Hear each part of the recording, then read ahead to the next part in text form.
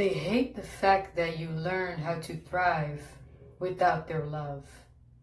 If you really think about it, you have to ask yourself, did you ever even receive love from these people in the first place? The people that walked away from you, the people that walked out on you, the people that betrayed you, neglected you, right? Did they really give you any love when you were with them to begin with? Because the moment that they left your life, the moment that they hurt you, that's when you start to feel that sting, like, wow, they did you like that, right? And so in their minds, they think that by leaving your life, that somehow your life is over after that. They thought that the moment that they abandoned you, neglect you, walked away from you, all these things, they thought that that would be your demise, because in their minds, that's how they pictured it. And more than likely, this is a covert narcissist that we're talking about, because they, not only do they expect for you to be broken when they leave, but they actually want that to happen because it would validate their shitty existence. So they're banking on that. They're hoping for that, because that makes them feel, that makes them feel relevant, even though they're not important. So when you're sitting down, suffering from chronic heartbreak, maybe this is a pattern in your life. Maybe you have had different people come in and out of your life for the same reasons, right? Maybe you've been betrayed time and time again. People have hurt you, and then it always starts with that foundational wound, which is the mother or father wound. And now you have that void inside of you, and you have to somehow live with it for the rest of your life. That's how deep it goes. So when you get older and you start dating, you start having relationships with people, you notice a pattern, like, why do people keep leaving? Why can't people stay? Or why do people hurt you? Right? So you start to wonder, and then you get to a point where maybe you start to make the mistake of hurting people without trying to. It's just the fact that maybe you became so emotionally numb that you were unable to accept love for a certain time period. But once you realize that that was going on, you kind of pull away from dating. You pull away from talking to people, and you just kind of like spend some time by yourself. But when you don't know what to do with that, when you have no idea what the hell this is, what's going on, and how do I resolve it, it could take you to a dark place, and that's what happens a lot of times, because at the end of the day, we crave human connection. So you're not wrong for looking for that. You're not wrong for wanting love. That's normal. That's part of being human. The problem is that we don't know how to receive it because of the experiences that we had that really like shaped our perspective and really kind of messed up our ability to connect with others, because we never had that opportunity to really allow ourselves to be open to that kind of, that kind of bond, right? Because again, with this thing goes deep, it goes deep into childhood. If you have not been emotionally attached to your parent, it's kind of hard to do that when you get older, right? Or maybe you have that anxious attachment where you're kind of like fiending for it, and then people see that and they take advantage of that. And the covert narcissists, they love people who have an anxious attachment because they tend to be a hopeless romantic. They're quick to trust people, not because, they're just so naive. I mean, sometimes that could be the case, but even if they're not naive, it's almost like they know that, hey, they're moving too fast, but they can't help it because their nervous system is just so, like, it's been so deprived of love that they just want to jump right into it.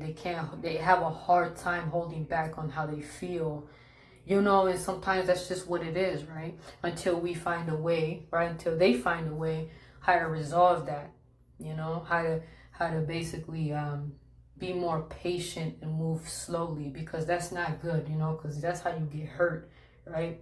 Now, luckily for me, I don't have an anxious attachment, so that's not something that I really had a problem with, but I know there's people that I've known that had that, you know, and it's definitely something to really, you gotta really take care of yourself if you have that kind of thing going on, because again, it's almost like you're jumping into a water full of sharks, you know what I mean? Just because you just want to get in the water, you're not really thinking about the threat that's in that water. You don't even care. You get some of these people, they don't give a shit. They're like, man, I don't care. It's like, you have to, man. You know, but sometimes people, they've been so deprived of love. It's like they're fiending for it. It's like they're like addicts, you know? Very compulsive with it. But you have to be careful with that, you know? Be careful with that. Seriously, you know, you want to protect your heart, because especially nowadays, you can't be jumping in that shark infested water, because that's basically what the dating scene is today anyway. Now, thank goodness I don't have to worry about that, because I'm off the market, so I don't have to worry about that. But from what I'm seeing, what I'm hearing, it's not looking too good out there, you know? So you got to learn to appreciate your own company. That's something to keep in mind. But here's the thing, right? So when you look back, reflect back on the people that walked out of your life, you know, that hurt you, right? And you didn't know what to do at that moment, right? Because you were unhealed, you were wounded, and now you have another wound on top of that, and you're thinking you don't know what to do, right? You're like, you can't even believe that this person did you like that. You're having a hard time accepting this, and you're under a lot of pain. So now that contributes to your chronic heartbreak because of that, you know. But here's the thing to think about. You have to consider this. Did this person really give you love through the duration that you were with them? Because if they're so quick to betray you, if they're so quick to hurt you, especially when it's premeditated, especially if you're dealing with a covert narcissist, right? You have to ask yourself, you're over here grieving about something that may not even exist. You ever thought about that? That's the illusion behind the heartbreak when you're dealing with a narcissist, is that you feel that pain, right? That emotional pain, but you have to ask yourself, what are you crying for? You know? I know it sounds cynical, but I'm really not trying to come off like an asshole. But seriously, what are you grieving for when the love was never real? It's like you're crying over something that never existed. Maybe it's the fact that it never existed that it gave you so much grief, right? But do you know the difference between the two? Because for the most part, when people cry about these people leaving, right, it's really because they thought that they lost love. You know, they're crying about it because they think it's love that they've lost.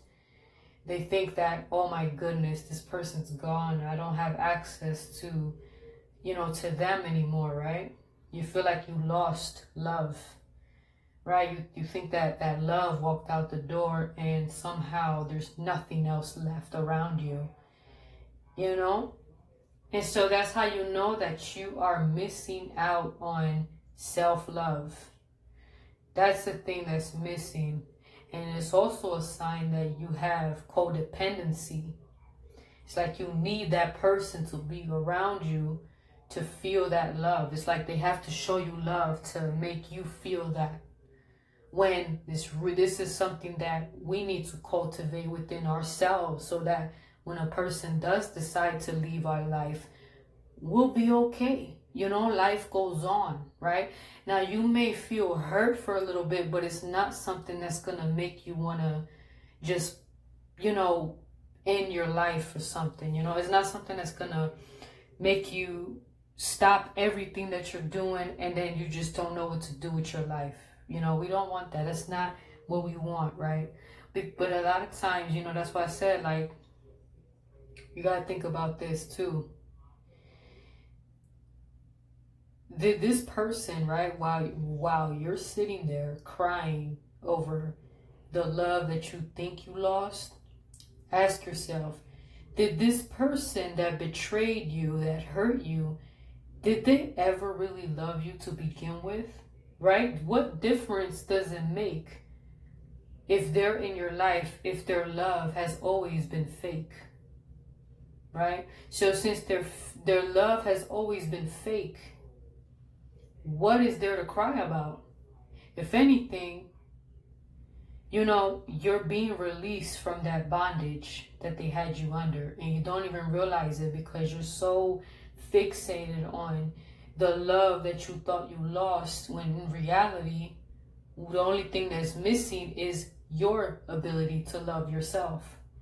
You see, you're really grieving the fact that you're unable to cultivate self-love, because the fact that that person has so much power over you, right, that you can't even recognize your own existence, your own value, because your value does not diminish just because other people don't see it. Your value does not diminish when that person walks out of your life because they thought they found someone better, right? But see, it's easy to fall into that when you've never been loved before, because when you've never been loved before, you don't understand what is there to love about you. And that's a dangerous place to be in, and that is why a lot of covert narcissists, they love people like that, people that have been deprived of love, because they know they can play on that.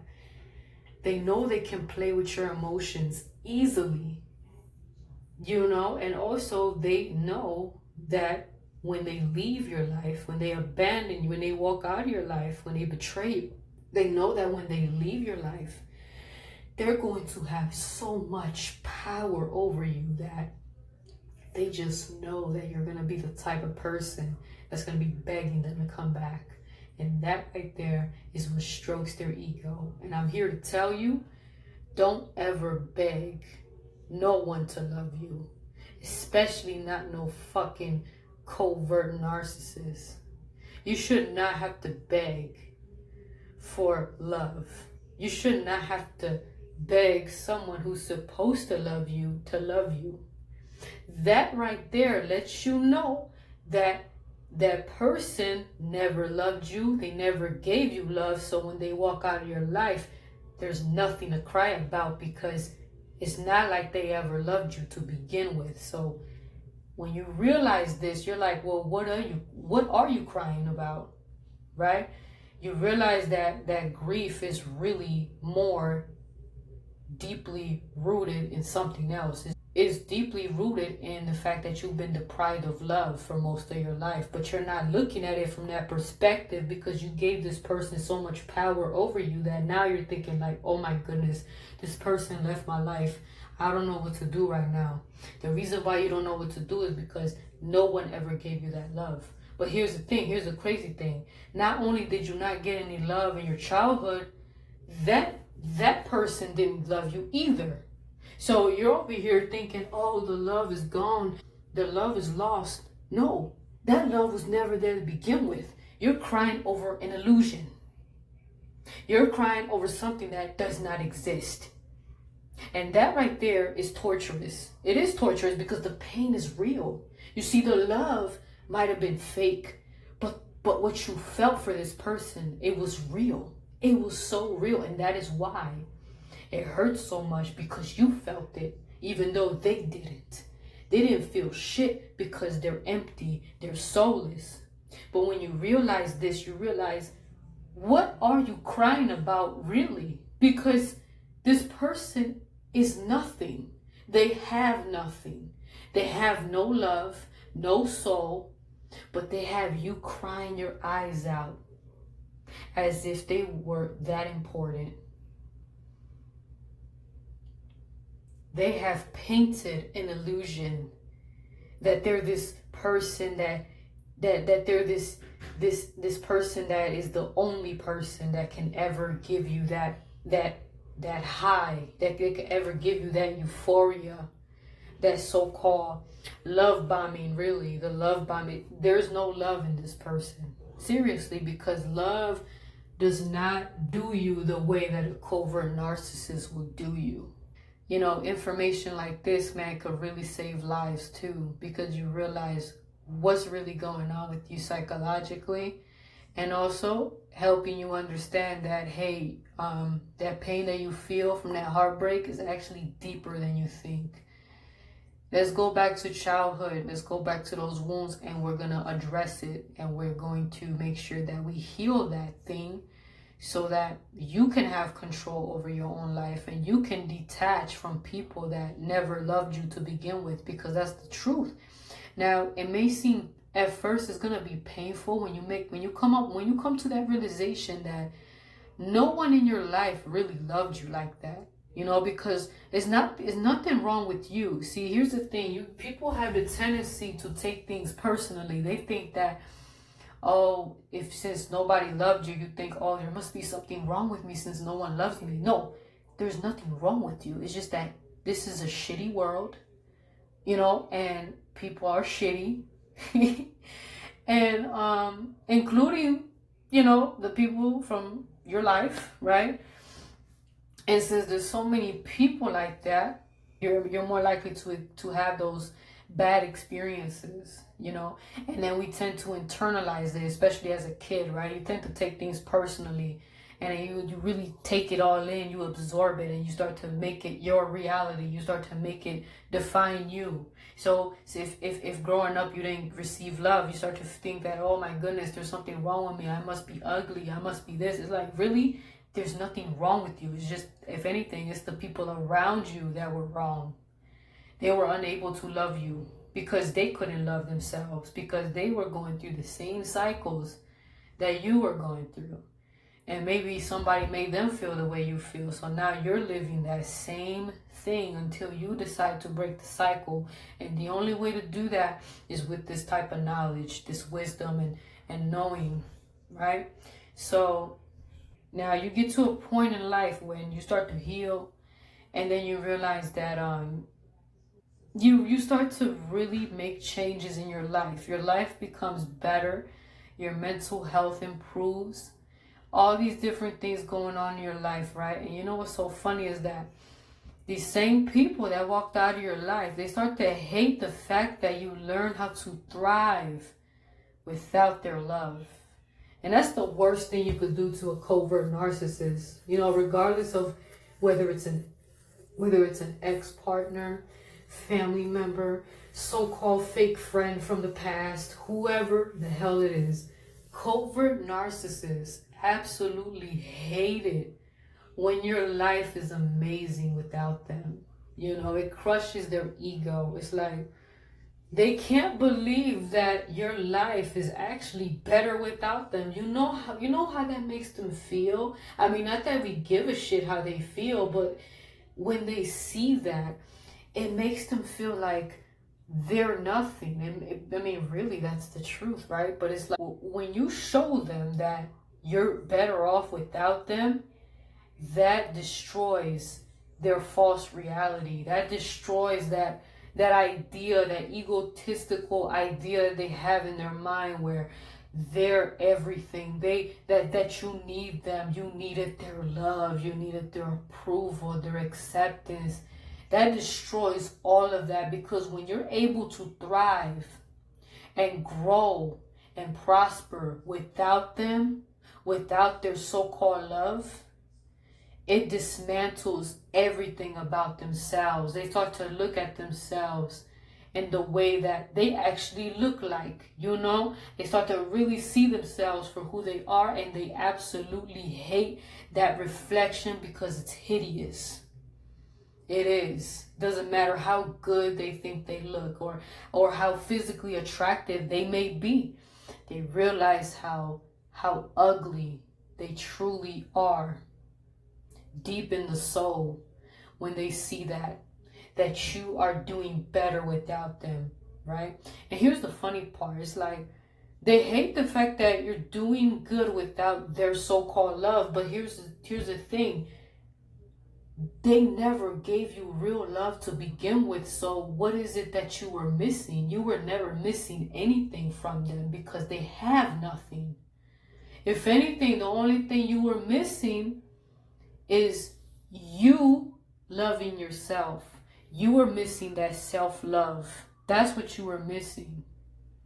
And now that you discovered that and you learned how to love yourself, you don't need them. You know why? Because your self-love is more authentic, more pure than their fake love. They don't have love to give. All that is fake. And it becomes very easy for you to tell that their love is fake because your self-love is real. Your self-love was literally forged by fire. It had to be, because you never received it, but somehow you had to make something out of nothing, because the moment they left your life, they left you with nothing, right? They left you with nothing. They made you feel like nothing, when in reality, they're the ones that are fucking nothing. You had everything. It's just that you had to dig deep within yourself. You had to really, because it was buried within you. It was buried and you had to take it out. The best way to extract the diamond is by putting it through the fire and burning all the stuff that's around it. And then you find out, oh my goodness, I didn't know I had it in me like that. Wow, so you mean to tell me that I never needed a covert narcissist for shit? That's exactly what I'm telling you. Yes, definitely. And then once you come to that realization, you realize that the reason why you were deprived of love is simply because the people that you were around were either heavily wounded, they lost their mind, they lost their sense of self, they never learned how to cultivate that self-love, and also they never were able to fully heal because, sometimes people just give up. You can't force people into that path. You can forgive them and you can love them from a distance, and hopefully they can figure it out, but sometimes, unfortunately, a lot of people really don't. A lot of people just don't get it, right? So, but this is why it's important for you to remove yourself from people from the past so that you can truly, truly grow, because it's hard to grow in an environment where you were deprived of a lot. And it's nothing personal. It's just that you have to put yourself on higher ground. It's kind of like, when you are planting seeds, right? You start off with, you have a little seed and you have to create a seedling. And when it goes from a seedling, it starts to grow like the stem and the leaves. And once it starts to kind of really, really grow, now that it's growing, it's got this stem is just growing so tall. We're going to have to transfer this to a bigger pot, right? Because the roots start to really, really grow. If you ever had plants, right? If you garden, you notice that the roots, it's crazy how it grows. It's like there's no room in that little pot. So you have to transfer that plant to an even bigger pot, or just put it like on the actual flower bed, right? A raised flower bed. And because the root is so deep, right? It grows deep into the ground because it's reaching for more minerals. It needs more minerals. It needs more, it needs to absorb more water. And that's the same thing with you, right? It's the same thing with us.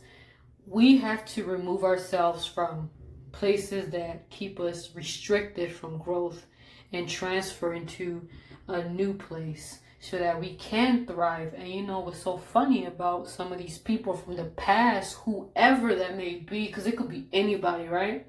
It's something about those exes though, right? It's always those exes, but even family members too, they can feel that sting, right? When they see that you were able to do so well for yourself, despite all the shit they were talking, despite the pain that they gave you, despite the word curses that, they told you, despite the verbal annihilation, despite all that craziness, right? Despite the heartbreaks that you endured from your so-called exes, right? People from the past. The betrayals that you went through from fake friends. Despite all that bullshit you had to deal with, right? Somehow you figured out how to thrive without them, without their so-called love. But let me ask you this. You know what? You know why you were able to thrive without their love? Because in reality, you never received love to begin with. So you had to force yourself to thrive, because it's not like they ever loved you, because people who love you would not do you like that. People who love you would not treat you in that way. And even if they make the mistake in doing or saying something that comes off wrong, at least they will actually hold themselves accountable, and they would want to really make things work with you and genuinely apologize. And but some stuff that sounds good and all, we could respect the apology, but at the same time, there's certain things that a person does that you just can't come back from. You know what I mean? Like, there's some things you just can't come back from, and you're in a position where they can't come back from some of the stuff they've done and said to you. Absolutely not. Because at that point, going back to them, it goes against your mental health. I mean, that's how bad it can be. That's how it is. That's just how it is. They made it that way. It didn't have to be like that. But here's the thing, right? The reason why, all right, so since you were able to thrive without their love, that should make you question whether or not you even received love to begin with, because it sounds like they never loved you. That's what it sounds like, because how the hell, really think about that. And I know I think about that, and I sometimes, even as I make this video, I'm still thinking about it, like, whoa, like, really consider that. And see, the thing is, at first, like, when you come to that realization, it might hurt a little, it might hurt you, but the more you grow, the more it actually makes you laugh. I mean, it makes me laugh, It starts to make you laugh because you realize that, damn, like, it's not like you didn't know. Think about how they treated you. Did that look like love to you? Nah. But you know what, though? The moment that your self-love overpowers their fake love, you're not gonna miss whatever they gave you. Because in reality, once you start to cultivate your own love and your own energy, you start to realize that these people never gave you shit. The only reason why it felt like it is because they created that illusion that they were giving you something that you needed, when in reality, it never existed. But it only existed to you because you were so deprived of love that you didn't even know what to look for. So you were willing to take anything that looks and sounds good, right? Anything that appears to be the closest thing to love, until you realize that you never received anything from them. And once you make that realization, right, and once you start to build yourself up, you realize that you have everything you could ever want and need. And you never needed those people that deprived you of love. You never needed the covert narcissist of your life. You never needed the fake love from whoever came to disrupt your journey. And so, I've said a lot. I said a whole lot. So, gonna leave it right there. But I really appreciate all of you. Thank you so much for listening. I hope you gain value from these videos. Take care, and until next time.